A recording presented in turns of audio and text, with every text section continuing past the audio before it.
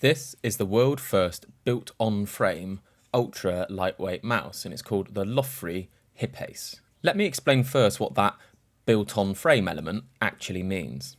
So the design of more traditional mice usually consists of a moulded outer shell with structural support built into it. The combination of the shell and the base is what gives these mice their rigidity, and there's basically an empty void inside of them just below the surface.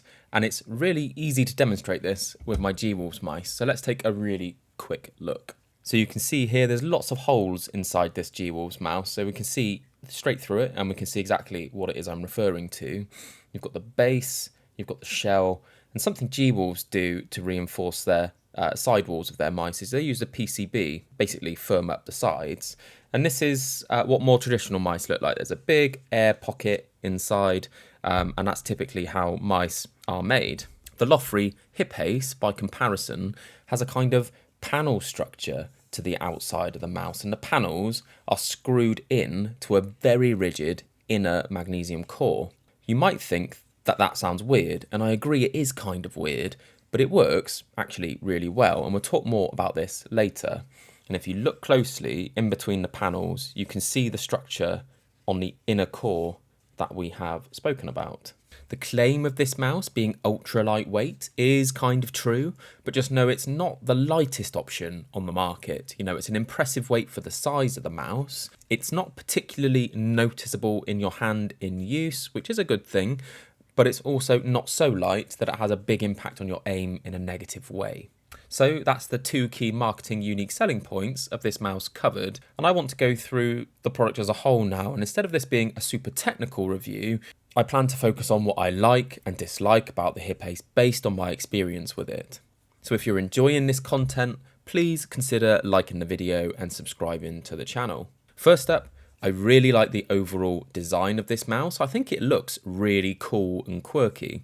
The grey and orange design is a nice contrast, and the panel structure is pretty interesting, as we've already covered. It's a very unique to mouse design, and I think it has some potential. The approach to construction is also something that you can feel and use in your grip, and there's two examples of this I want to share with you.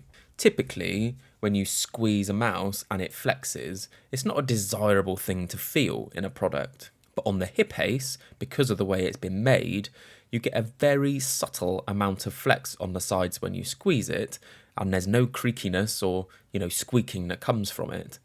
And it just kind of molds the panels into your grip a bit more than a traditional mouse would. It's not super noticeable, but I think it's a fun and useful feature of this mouse. Hopefully you can see that on the camera. If you just look at the gap between the panel and the base of the mouse when I squeeze it.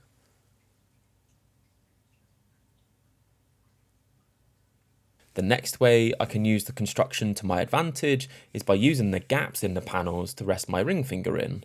It feels quite comfortable in a relaxed claw, and I like it. This isn't something I can do on most mice, and the only other mouse I can do this on is the Orbital Pathfinder, which I also can't wait to release. The buttons are also really well implemented on this mouse. The clicks are very crisp and satisfying, with a nice rebound to them too.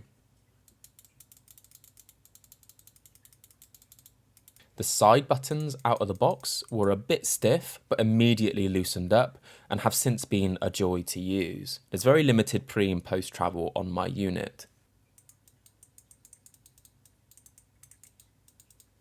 The scroll wheel is very narrow compared to other scroll wheels that I've used, but it works great. It's quite a large wheel and it has a nice grippy texture to it. It's also quite smooth in its steps, and when actuating it, it's quite a clean, satisfying actuation.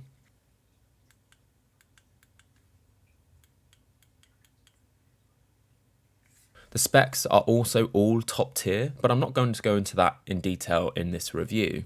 The dongle is also pretty bougie. It adds a lot of colour to the desk, which is actually quite a nice feature. And then finally, to close out the things I've liked about the mouse, the unboxing experience was also pretty cool. There are a few aspects of this mouse design that didn't work so well for me though, and I also want to bring those to your attention. And I'll start by talking about the quite unique shape of this mouse. I honestly Really like it, but it didn't work quite as well for me as I'd hoped it would in my big hands. The mouse feels to me like a really long and low egg shape, which is generally a shape that I enjoy. You know, it's low enough that you can fingertip if you want to, or you can claw it too with contact right at the base of your inner palm's pocket. The front of the mouse feels quite narrow, which is very enjoyable for me, and it feels quite precise in the same way that smaller mice do. You know, it fills out a little bit towards the back of the mouse, but overall it is quite narrow. And so far, that all sounds very positive, doesn't it? But as I've already said, it's a pretty narrow mouse overall. And I think the shape would be more comfortable for me if it was just a touch wider. I accept this is entirely subjective because my hands are quite big at 21 by 10.5 centimeters, but I wanted to mention it. I've had a couple of hand cramps using this one, and I think it's just down to that narrowness of the design. Another thing I want to mention, which is not really excusable when you consider the stuff we'll talk about next, and that is the coating. You know, it's basically non-existent on this mouse. The mouse feels like a slightly textured plastic that gets very slippery if you don't use grip tape. I've used some leftover G-Wolves tape on my mouse because I found it difficult to settle into a comfortable grip without the tape installed. So again, just bear that one in mind if you plan to pick this up for yourself. Grip tape's easy enough to get hold of. It's a really cheap modification. Cheap and easy. So there are two final points relating to the mouse design and release that I feel should be reviewed and improved upon for the next iteration because, in my opinion, they feel like the two biggest areas of weakness for this product. And we'll start with the mouse feet.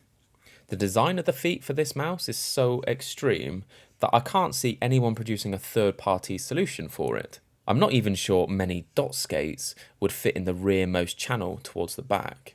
You know, it's a bit of an oversight, I think. Not a deal breaker, but I'm not in love with the mouse feet design on the Hypace.